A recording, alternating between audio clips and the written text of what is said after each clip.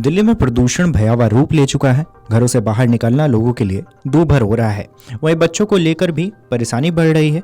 सांस लेने में भी लोगों को दिक्कतों का सामना करना पड़ रहा है। इसी बीच केंद्र सरकार ने दिल्ली में बढ़े प्रदूषण के मद्देनजर अपने कर्मचारियों के लिए अलग अलग कार्य समय की घोषणा की है। केंद्रीय कार्मिक मंत्रालय द्वारा जारी आदेश में कर्मचारियों से यह भी कहा गया है कि वे पुलिंग वाहन का इस्तेमाल करें और वाहन प्रदूषण को कम करने के लिए सार्वजनिक परिवहन का उपयोग करें।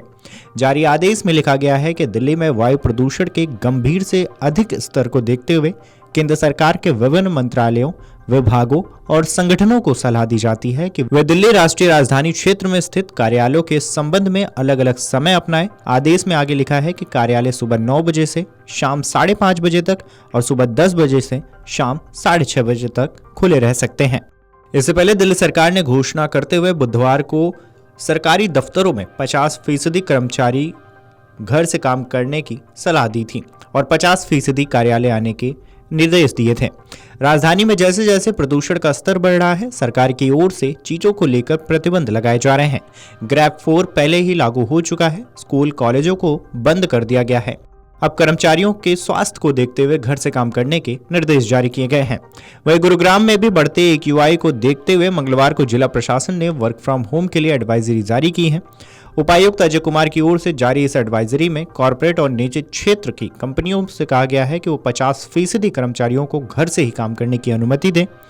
इसके साथ ही उपायुक्त ने आंगनबाड़ी केंद्रों में बच्चों की भौतिक उपस्थिति पर अगले आदेश तक रोक लगा दी है।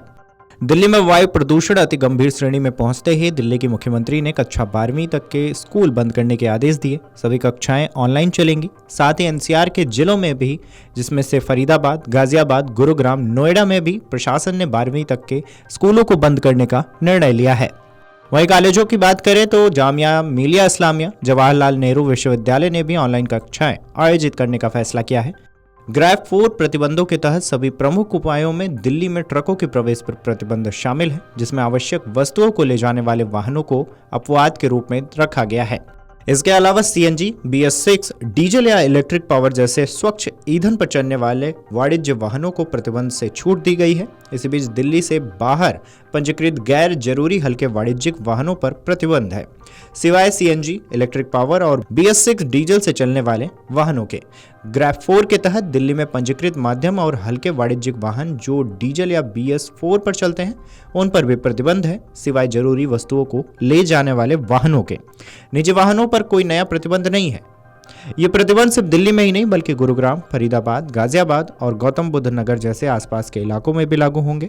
जो लोग नियमों का उल्लंघन करते पाए जाएंगे उन्हें 20,000 रुपए का जुर्माना देना होगा। वहीं आपको ये भी बता दें कि अन्य सभी निजी वाहन जिनके पास BS4 पेट्रोल और BS6 डीजल प्रमाणन और उससे ऊपर है, उन्हें इस अवधि के दौरान बिना किसी प्रतिबंध के शहर में चलने की अनुमति होगी।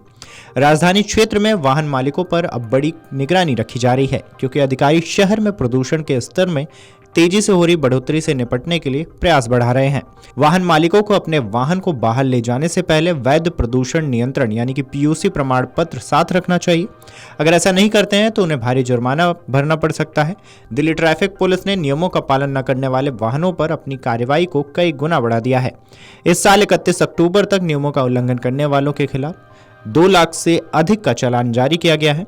वहीं वैध PUC प्रमाण पत्र के बिना वाहन चलाना एक गंभीर अपराध है। इसके तहत 10,000 रुपए तक का जुर्माना लग सकता है। यह कदम वाहनों से होने वाले उत्सर्जन को कम करने के लिए व्यापक उपायों का एक अहम हिस्सा है, जो दिल्ली की खराब वायु गुणवत्ता में महत्वपूर्ण योगदान देते हैं। वाहन मालिकों को दंड से बचने के लिए नियमित रूप से अपने PUC प्रमाण पत्रों की जांच और रिन्यूअल करवाना चाहिए।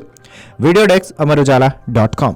अगर आप ये वीडियो YouTube पर देख रहे हैं तो हमारे चैनल को सब्सक्राइब कर बेल आइकन दबाएं और Facebook पर देख रहे हैं तो हमारे पेज को लाइक करें।